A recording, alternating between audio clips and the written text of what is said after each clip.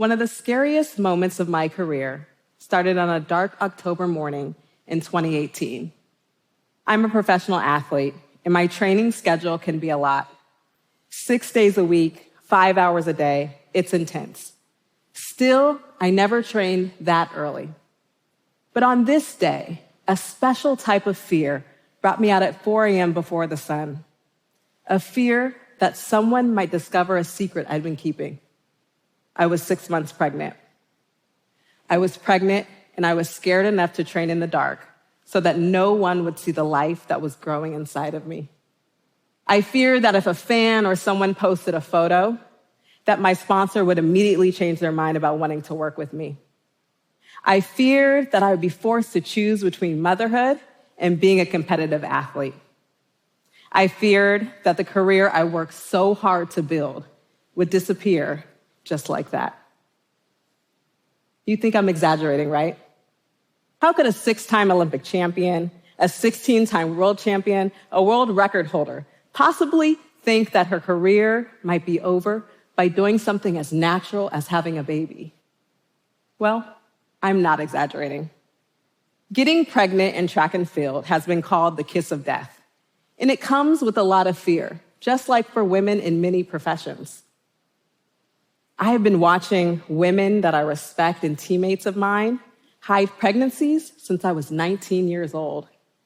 I've seen women have to make gut-wrenching decisions, like deciding whether to recover their health or return to the sport, deciding whether to stay in the hospital with a sick child or go to a race so that they don't receive a further pay reduction.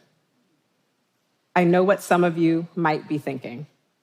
We all choose to get pregnant, right? If a sponsor doesn't want to pay an athlete who's not out on the track winning, that's just part of the deal, right? Well, I think the deal's rigged. I think that companies want to have it both ways, and I think it's time we change. Sports companies love to tell women that they can have it all. They can do it all, they can be it all. We've all seen those inspirational ads. I remember meeting with Nike leadership in 2010, and they told me about an initiative they sponsored called the Girl Effect. They promoted adolescent girls as the key to improving societies around the globe. They said they believed in women and girls, and if I joined Nike, I could empower them. And I believe that. But guess what? Girls come from somewhere. And women having babies during childbearing years is something that should be celebrated, not punished. It should be a part of a normal, thriving professional athletic career. And women in all fields should never feel the need to hide a pregnancy at 4 a.m. in the dark so that they won't be photographed doing that thing that they love. Thank you. Remember how scared I told you I was when I was on the track that day? My mind was racing with the consequences of my decision to start a family. I had already been going through a difficult renegotiation period with Nike, and they were already offering me 70% less than what I had previously been making. And that was even before they knew about the baby. Don't even get me started with the ageism that is embedded in the capitalist dream. So, when I told them about my pregnancy, I asked for a clause in the contract that specified they wouldn't reduce my pay within 12 months of giving birth. They said yes. But, you knew there was going to be a but, right? But it was only a yes for me. They weren't ready to offer that same protection for all female athletes. They weren't ready to set the precedent. A couple days later, my agent called me. Nike wanted to use me in a commercial for the Women's World Cup. I couldn't believe it. Nike wanted to use me to tell women and girls that they could do anything, even though the contract before me said the exact opposite. I knew what I had to do. I knew I had to leave. I knew I was afraid, but I did it anyways. I wrote an op-ed in the New York Times calling out Nike's maternity policy. And I wasn't the only one.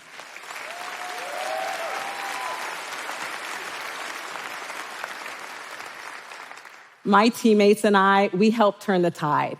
Now, Nike offers 18 months maternity protection. And other sponsors And other sponsors like Ultra, Noon, Brooks, and Burton, they came forward and they announced their new guarantees for female athletes who start families while being sponsored. Too late for me, but amazing for the women coming up now. I didn't re-sign with Nike, and I'm here to tell the tale. But more than that, I'm here to tell you that you can do it too. Once you find the courage to believe in yourself, your own worth, your own values, it gets easier. It's when you take a stand that you start to understand how to overcome that fear and how to make a change for yourself and sometimes for others. I went on to find a new sponsor in the female-led, female-focused Athleta. And they helped me challenge the International Olympic Committee's childcare policy. Together, we raised $200,000 for female athletes to be able to afford childcare when they go to races. Because women have babies, and these children don't disappear when the races begin. I made it back to the Olympics 2 years after giving birth. I won a gold and a bronze, and I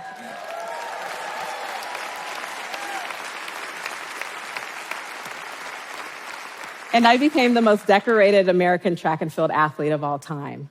All while my daughter was watching. I was running for so much more than for medals or for a time on the track. I was running as a representation for women and for mothers and for anybody who had been told that their story was over. I remember crossing that line in Tokyo and having such a sense of fulfillment. I looked down at my feet, and for the first time in my entire career, I wasn't wearing Adidas. I wasn't wearing Nike. I was wearing Seish, the women's footwear brand that I founded, designed for and by women when I was left without a footwear sponsor, because I was tired of not being valued or able to show up fully as myself.